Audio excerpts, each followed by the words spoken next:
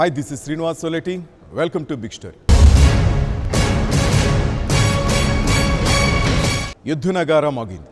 ఎన్నికల యుద్ధంలో ఎవరు ఏ శిబిరంలో ఉన్నారో తేలిపోయింది. దేశవ్యాప్తంగా వివిధ రాష్ట్రాల్లో ఎన్నికల ప్రచారం ఊపందుకుంది. 2019 ఎన్నికలు ఒక విహంగ వీక్షణం. ఈరోజు బిగ్ స్టోరీ.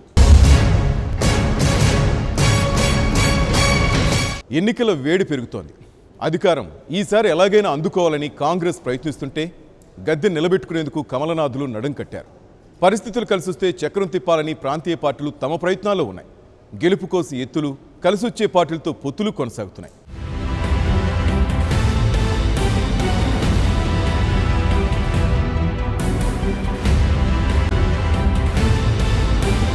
భారత రాజకీయాల్లో ముఖ్యంగా లోక్సభ ఎన్నికల్లో 5 రాష్ట్రాలు కీలకమైనవి. దేశంలో 29 రాష్ట్రాల్లో మొత్తం 545 స్థానాలున్నాయి. కానీ ఈ 5 రాష్ట్రాల్లో దాదాపు సగం లోక్సభ స్థానాలున్నాయి. ఢిల్లీ గద్దెనెక్కేది ఎవరో నిర్ణయించే ఆ 5 రాష్ట్రాలు ఉత్తరప్రదేశ్, మహారాష్ట్ర, తమిళనాడు, పశ్చిమ బెంగాల్, బీహార్. ఈ 5 రాష్ట్రాల్లో కలిపి మొత్తం లోక్సభ స్థానాల సంఖ్య 249. ఈ 5 రాష్ట్రాలతో పాటు దేశ రాజధాని ఢిల్లీ నగరం ఎవరి వైపు మొగ్గు చూపుతుందన్నది కూడా ఆసక్తికరమైన అంశం. దేశాన్ని పాలించేది బీజేపీ అయినా ఢిల్లీలో అధికారం ఆమ్ ఆద్మీ పార్టీది. మొత్తం దేశంలో బీజేపీ, కాంగ్రెస్ 2 పార్టీలే జాతీయ స్థాయిలో ప్రధానమైన పార్టీలు. కానీ ఈ 2 పార్టీలు కూడా చాలా రాష్ట్రాల్లో బలమైన పార్టీలు. వివిధ రాష్ట్రాల్లో పరిస్థితిని ఒకసారి చూద్దాం.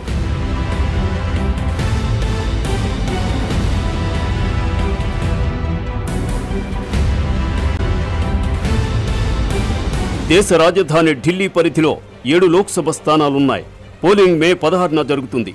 2014 సార్వత్రిక ఎన్నికల్లో బీజేపీ క్లీన్ స్వీప్ చేసింది. కానీ 2015లో జరిగిన అసెంబ్లీ ఎన్నికల్లో బీజేపీ తుడిచిపెట్టుకుపోయింది. 70 అసెంబ్లీ స్థానాల్లో కేజ్రీవాల్ నాయకత్వంలో ఆమ్ ఆద్మీ పార్టీ 67 కైవసం చేసుకుని బీజేపీ కాంగ్రెస్లను ఢిల్లీ అసెంబ్లీ నుంచి తరిమికొట్టింది. ఆ తరువాత జరిగిన ఉప ఎన్నికల్లో కూడా ఆప్ తన ఆధిక్యతను కొనసాగించింది. మున్సిపల్ ఎన్నికల్లో మాత్రం బీజేపీది పైచేయి అయింది. 2009 ఎన్నికల్లో కాంగ్రెస్ 7 స్థానాలను క్లీన్ స్వీప్ చేయగా 2004లో 6 స్థానాలను కాంగ్రెస్ గెలుచుకుంది. 1 స్థానంలో బీజేపీ గెలిచింది. ఈసారి ఢిల్లీలో త్రిముఖ పోటీ నెలకొంది. ఆప్, కాంగ్రెస్ పార్టీల మధ్య పొత్తు చర్చలు జరిగాయి, కానీ ఫలించలేదు. 2014లో కూడా త్రిముఖ పోటీయే జరగడం వల్ల బీజేపీ లాభపడింది. కాంగ్రెస్ నేత, మాజీ ముఖ్యమంత్రి షీలా దీక్షిత్ ఆమ్ ఆద్మీ పార్టీతో పొత్తుకు సిద్ధపడలేదు. అందువల్ల త్రిముఖ పోటీ తప్పడం లేదు. ముందుగానే అభ్యర్థులను ప్రకటించి ప్రచారంలో ఆప్ దూసుకుపోతోంది. ఆప్ అభ్యర్థులను ప్రకటించి ప్రచారం ఉధృతంగా చేస్తుంటే బీజేపీ, కాంగ్రెస్ పార్టీలు అభ్యర్థుల ఎంపికలోనే ఉన్నాయి. అభ్యర్థుల ఎంపికలో బీజేపీ అధిష్టానం మల్లగుల్లాలు పడుతోంది. ప్రస్తుత ఎంపీలపై తీవ్ర వ్యతిరేకత ఉంది. ఏది ఏమైనా ఢిల్లీ రాజకీయం రసవత్తరంగా మారే అవకాశాలున్నాయి.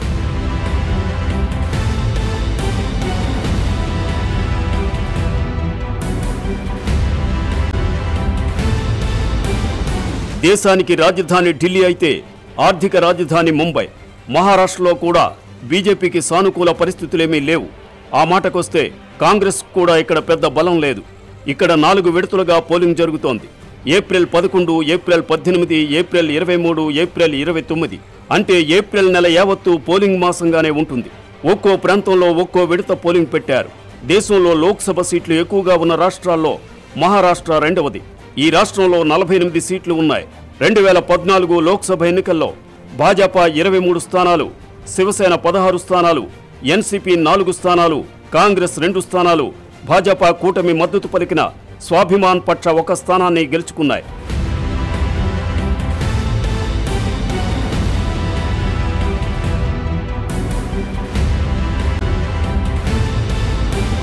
భాజపా, శివసేన, స్వాభిమాన్ పక్షకు అత్యధిక సీట్లు రావడం కేంద్రంలో ఎన్డీఏ ప్రభుత్వానికి బలం లభించింది. రాష్ట్రంలో జరిగిన అసెంబ్లీ ఎన్నికల్లో భాజపా, శివసేన, కాంగ్రెస్, ఎన్సీపీలు వేర్వేరుగా తలపడ్డాయి. బీజేపీకి పూర్తి మెజార్టీ రాలేదు. శివసేన మద్దతుతో అధికారం అందుకుంది. నిన్నటి వరకు శివసేన బీజేపీపై నిప్పులు చెరిగింది. కానీ ఇప్పుడు చట్టా పట్టాలేసుకోవడానికి సిద్ధమైంది. పొత్తు కోసం బీజేపీ పోటీ చేసే సీట్ల సంఖ్యను 30 నుంచి 25కు తగ్గించుకుని పోటీకి సిద్ధమవుతోంది. ఎన్సీపీ, కాంగ్రెస్లు తిరిగి సీట్ల సర్దుబాటు కుదుర్చుకున్నాయి. చిరి 23 సీట్లలో పోటీ చేయవచ్చని తెలుస్తోంది. మిగిలిన 2 సీట్లను స్వాభిమాన్ పక్షకు, బహుజన్ వికాస్ అఘాదీకి వదిలివేయవచ్చని తెలుస్తోంది. ప్రకాష్ అంబేద్కర్ నాయకత్వంలోని వంచిత్ బహుజన్ అఘాదీ, ఆల్ ఇండియా మజ్లిస్ ఇత్తెహాదుల్ ముస్లిమీన్ పార్టీలు ఒక అంగీకారానికి వచ్చాయి. కాంగ్రెస్ కూటమిలో చేరకుండా ఈ రెండు పార్టీలు విడిగా పోటీ చేస్తే కాంగ్రెస్కు నష్టమేననే అంచనా. ఇన్ని రోజులు బీజేపీపై విమర్శలు సంధించి ఎన్నికల్లో ఒంటరి పోరు చేస్తామని పలు వేదికలపై చెప్పిన శివసేన చివరికి కాషాయ పార్టీతో చేతులు కలిపింది. శివసేన బీజేపీని ఎలా విమర్శించిందో మీరే చూడండి. तो हम पूरे सम्मान के साथ कहेंगे कि उनके मन का डर बाहर आ रहा है, हारने का डर, भय, सब कुछ गंवाने का डर। तो मुझे लगता है ये उनकी मानसिकता है, वो मानसिकता बना चुके हैं। जिस तरह से 5 राज्यों के चुनाव हार गए उस तरह महाराष्ट्र भी वो हार जाएंगे, और इस तरह से डराना, धमकाना, अहंकार की बातें करना, इसीलिए तो 2014 के चुनाव के बाद उनका अधपतन शुरू हुआ इस पार्टी का। దేశంలో అతిపెద్ద రాష్ట్రం ఉత్తరప్రదేశ్. ఇక్కడ 80 లోక్సభ స్థానాలున్నాయి. గత ఎన్నికల్లో బీజేపీ దాదాపు క్లీన్ స్వీప్ చేసింది. 71 లోక్సభ స్థానాలు గెలుచుకుంది. అప్పుడు ఎస్పీ, బీఎస్పీ విడివిడిగా పోటీ చేశాయి. కానీ ఇప్పుడు ఏకమయ్యాయి. కాంగ్రెస్ పార్టీ మాత్రం ఒంటరిగా రంగంలోకి దిగుతోంది. మరోవైపు ఆదిత్యనాథ్ పరిపాలనపై విమర్శలు వెల్లువెత్తుతున్నాయి.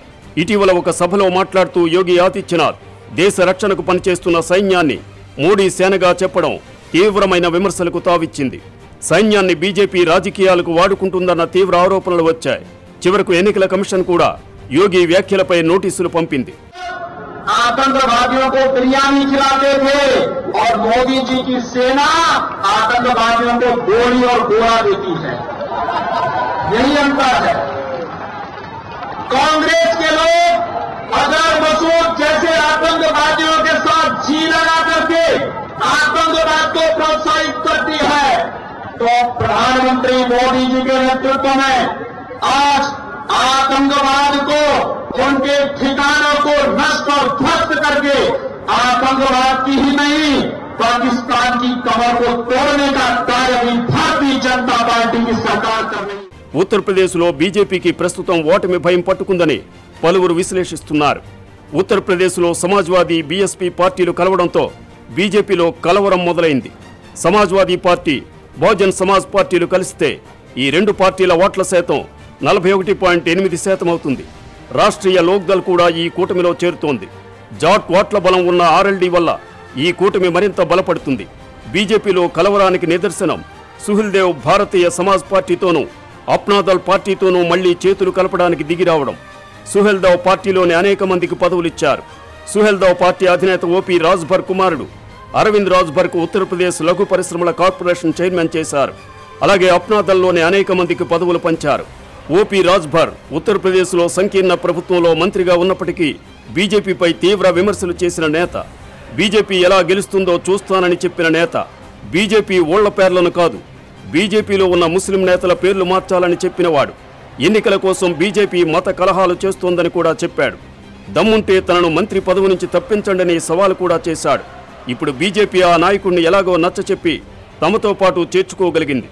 जब से सरकार बनी है तब से हम भाजपा के किसी कार्यक्रम में नहीं जाते हैं, चाहे वो सीएम का कार्यक्रम हो चाहे पीएम का कार्यक्रम। हम आज 21 महीने से कह रहा हूं कि जितने भी सहयोगी दल हो, चाहे बिहार हो, चाहे महाराष्ट्र हो, चाहे यूपी हो, चाहे झारखंड हो, जहां भी सहयोगी दल अपने साथ लेके भारतीय जनता पार्टी ने चुनाव लड़ा है, चुनाव के समय तो वोट ले लिए हैं, यूज एंड थ्रो। चुनाव के समय जब वोट की जरूरत है तो गठबंधन कर लेते हैं, जब वोट ले लेते हैं सरकार बन जाती है, तब फिर सहयोगियों का ख्याल नहीं आता, सहयोगियों को भूल जाते हैं। अब चुनाव नजदीक आ रहा है तब सहयोगियों की फिर याद आ रही है। ఉత్తరప్రదేశ్లో 2014 ఎన్నికల్లో బీజేపీ భాగస్వామ్య పక్షమైన అప్నాదల్ 2 సీట్లు గెలుచుకుంది. సమాజ్వాదీ పార్టీ, కాంగ్రెస్ మిగిలిన 7 చోట్ల గెలుపొందాయి. ఏకంగా 19.6% ఓట్లు సాధించిన బీఎస్పీ ఒక్క స్థానాన్ని కూడా గెలుచుకోలేకపోయింది. ఎస్పీ, బీఎస్పీలు పొత్తు పెట్టుకుని కాంగ్రెస్ను దూరంగా ఉంచిన సోనియా, రాహుల్ పోటీ చేస్తున్న రాయ్బరేలీ, అమేధీ స్థానాల్లో పోటీకి అభ్యర్థులను ప్రకటించరాదని ఈ రెండు పార్టీలు నిర్ణయించడం ద్వారా కాంగ్రెస్తో స్నేహాన్ని కొనసాగించాయి. మరోవైపు ప్రియాంక గాంధీ రాజకీయ రంగ ప్రవేశం ద్వారా కొత్త ఓటు బ్యాంకు సృష్టించుకునేందుకు కాంగ్రెస్ శక్తివంతులు లేకుండా కృషి చేస్తోంది. అయితే ఇంకా ఏ పార్టీలతో పొత్తు అనేది అధికారికంగా వెల్లడి కాలేదు.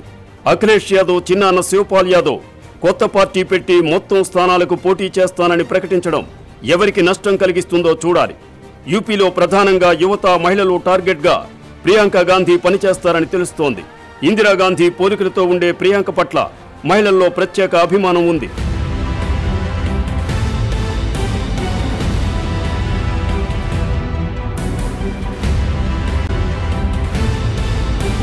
ప్రియాంక పర్యటనతో కాంగ్రెస్ పార్టీలో జోష్ పెరుగుతుందని పార్టీ నేతలు అంచనా వేస్తున్నారు.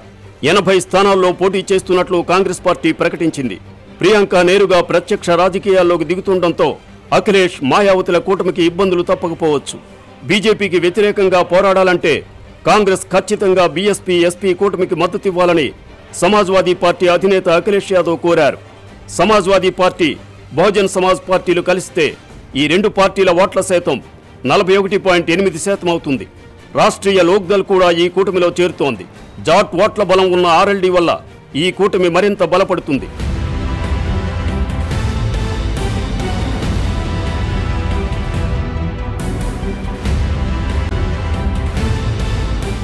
దేశంలోని పెద్ద రాష్ట్రాలను పరిశీలిస్తే పశ్చిమ బెంగాల్ కూడా చాలా ముఖ్యమైనది.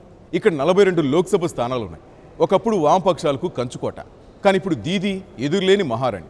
2014లో పశ్చిమ బెంగాల్లో చతుర్ముఖ పోటీ జరిగింది.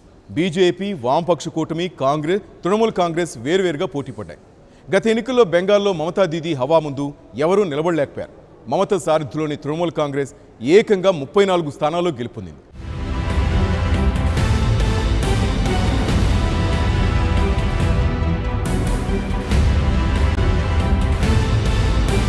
రెండు 2014లో పశ్చిమ బెంగాల్లో కాంగ్రెస్ కేవలం 4 స్థానాల్లో విజయం సాధిస్తే బీజేపీ, సిపిఐఎం చెరో 2 స్థానాలతో సరిపెట్టుకున్నాయి.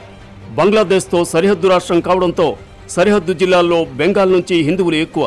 పౌరసత్వ సవరణ బిల్లు, జాతీయ పౌర రిజిస్టర్ వంటి అంశాలను ప్రస్తావిస్తే ఈ జిల్లాల్లో తమకు కలిసి వస్తుందని బీజేపీ భావిస్తోంది. తృణమూల్ కాంగ్రెస్ కీలక నేతలైన ముకుల్ రాయ్, అర్జున్ సింగ్ బీజేపీలో చేరడంతో పరిస్థితులు ఆసక్తికరంగా మారాయి. వామపక్ష పార్టీలను అణచివేయాలన్న దీదీ చర్యలు ఇప్పుడు బీజేపీకి అనుకూలంగా మారాయి. దీంతో మమత కూడా కమ్యూనిస్టుల విషయంలో కాస్త మెత్తబడ్డారు. ఈసారి పశ్చిమ బెంగాల్లో దీదీ వర్సెస్ మోదీగా ఎన్నికల పోరు జరగనుంది.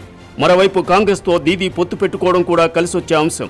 కేంద్రంలో హంగ్ ఏర్పడితే ప్రాంతీయ పార్టీల ప్రాముఖ్యం పెరుగుతుంది. జాతీయ పార్టీల్లో ఏ పార్టీకి పూర్తి మెజార్టీ రాని పరిస్థితి వస్తే ఎన్నికలకు ముందు పొత్తులకు ప్రాముఖ్యం ఉండదు. ఏది ఏమైనా 2019 రాజకీయాల్లో చాలా మార్పులు వచ్చేలా కనిపిస్తున్నాయి. పశ్చిమ బెంగాల్పై మోదీ సర్కార్ సిబిఐని ప్రయోగించి చేసిన తప్పు వల్ల మోడీపై మమతా బెనర్జీ పోరాటం జాతీయ ప్రాముఖ్యం సంతరించుకుంది. ప్రధాని పదవికి అభ్యర్థిగా మమతా బెనర్జీ బలపడే అవకాశం మోడీయే ఇచ్చారు. మాయావతి, అఖిలేష్ యాదవ్ కూటమి ఎన్నికల తరువాత బీజేపీయేతర పక్షాల వైపునే ఉంటుందన్నది స్పష్టం.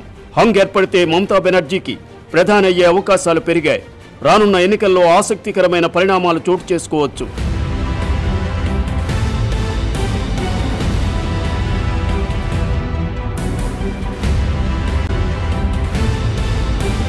కీలకమైన మరో రాష్ట్రం దక్షిణాదిలోని తమిళనాడు.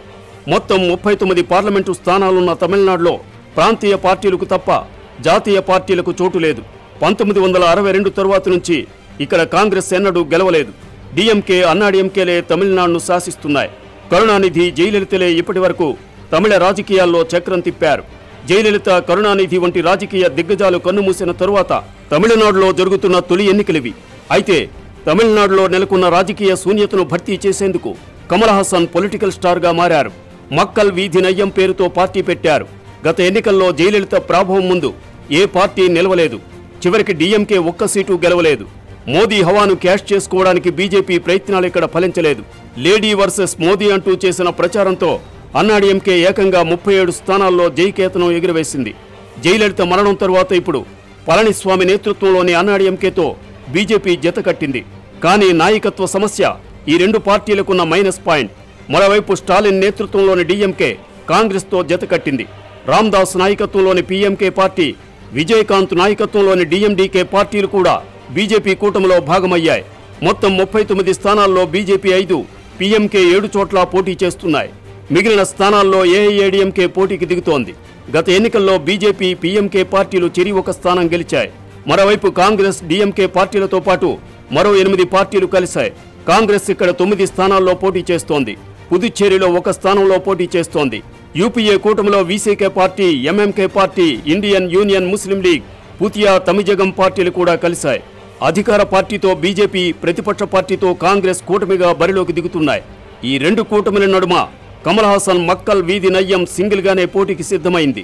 మరి ఈసారి తమిళ తంబిలు ఎవరికి పట్టం కడతారో అన్నది ఆసక్తికరంగా మారింది. Country is disappointed with the Narendra Modi government last 5 years. What he has been promised to the people of the country, nothing has been fulfilled. On the other way, the government is troubling the common people of India. All the people of India are fed up with the BJP government and here in AIDMK government.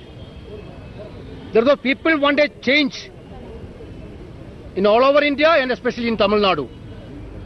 You know how much people are lost their jobs in Tamil Nadu, how much youngsters are lost in Tamil Nadu throughout this period of Narendra Modi government and through this AIDMK government.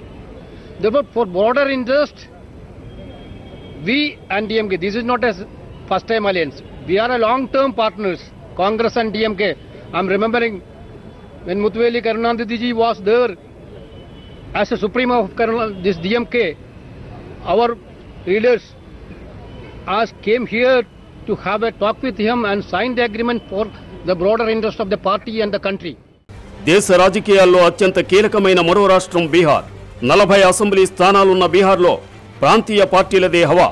2014 Bihar Lok Sabha ఎన్నికల్లో BJP చిన్న పార్టీలతో చేతులు కలిపిన ఇంచుమించుగా ఒంటరి పోరాటమే చేసింది. ఈ 5 ఏళ్లలో పరిస్థితులు మారాయి.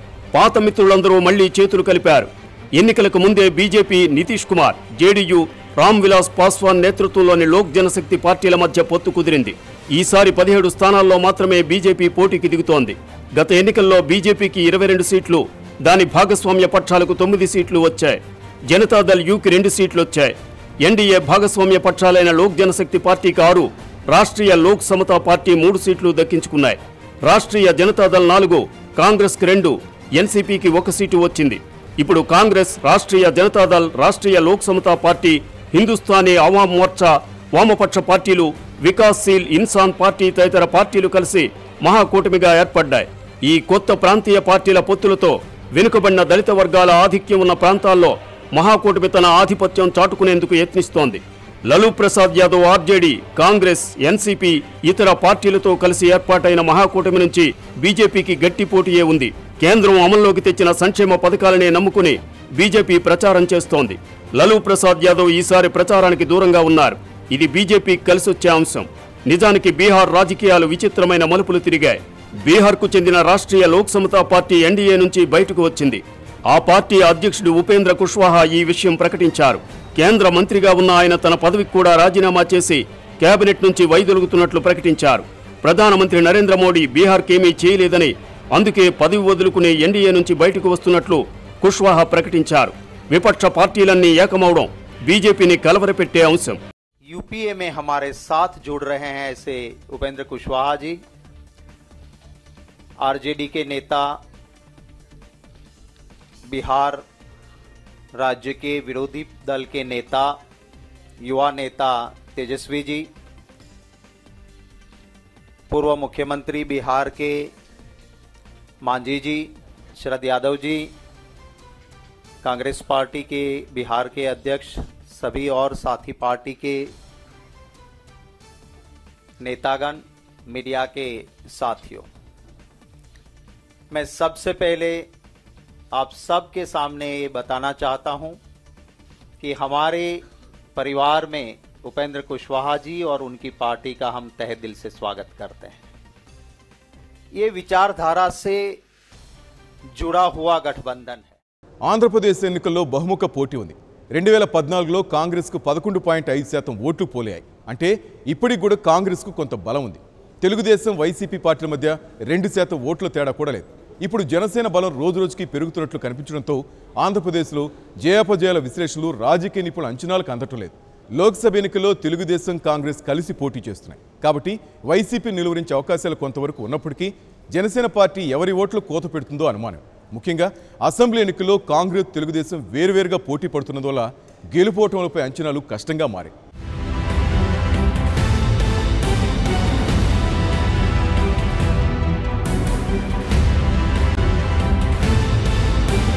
కేరళలోని మొత్తం 20 సీట్లలో గత ఎన్నికల్లో కాంగ్రెస్ ఫ్రంట్ 12, వామపక్ష కూటమి 8 స్థానాల్లో గెలుపొందాయి. ఈసారి శబరిమల వివాదం ఆసరాగా బీజేపీ కూటమి అదృష్టాన్ని పరీక్షించుకుంటోంది. కేరళలో 20 స్థానాలున్నాయి. 2014లో ఎన్డీఏకు ఇక్కడ ఒక్క స్థానం కూడా దొరకలేదు.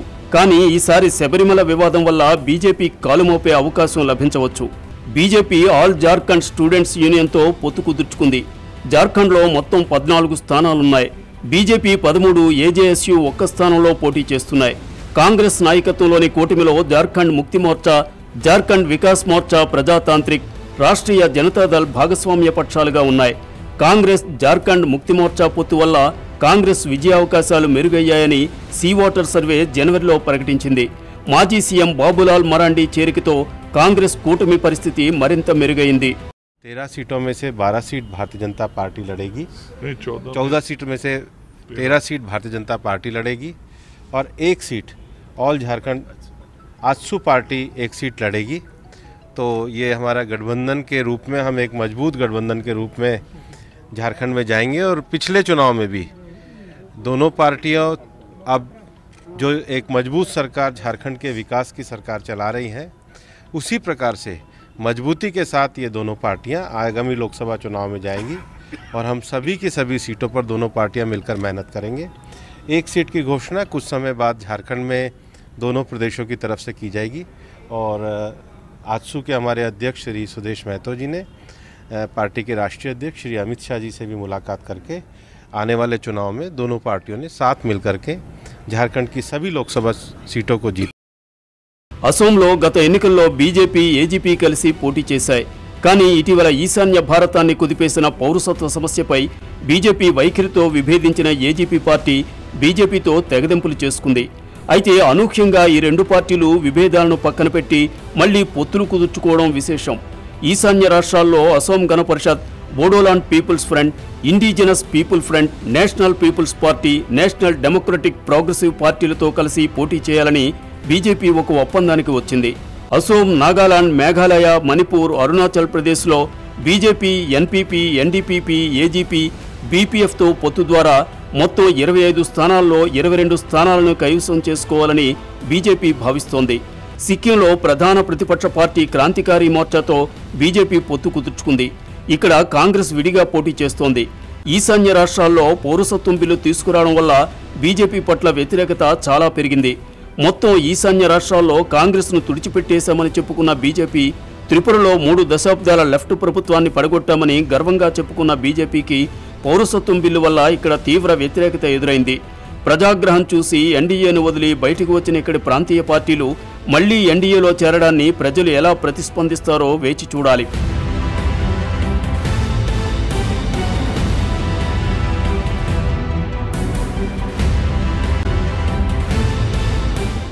బీజేపీ ఎన్నికల పొత్తుల విషయంలో ముందంజలో ఉందన్నది స్పష్టం. ఈశాన్య రాష్ట్రాల్లో బీజేపీతో చేతులు కలిపిన ప్రాంతీయ పార్టీల పట్ల ప్రజల ప్రతిస్పందన ఎలా ఉంటుంది? ఉత్తరప్రదేశ్లో కాంగ్రెస్ ఎవరి ఓట్లు కోత పెడుతుంది? బీహార్లో నితీష్ కుమార్, లాలూ ప్రసాద్ యాదవ్ల మధ్య పోరులో కాంగ్రెస్ లాభపడుతుందా? బీజేపీ లాభపడుతుందా? హంగ్ ఏర్పడే అవకాశాలున్నాయా? హంగ్ ఏర్పడితే ఫెడరల్ ఫ్రంట్ అధికారంలోకి రావచ్చా? ఈ ప్రశ్నలన్నింటికీ ఎన్నికల తర్వాత ప్రజలే జవాబులిస్తారు. ఇది ఈరోజు బిగ్ స్టోరీ. రేపు మరో కథనంతో మళ్ళీ కలుసుకుందాం. Keep watching 99 TV. For more updates, please subscribe 99 TV Telugu.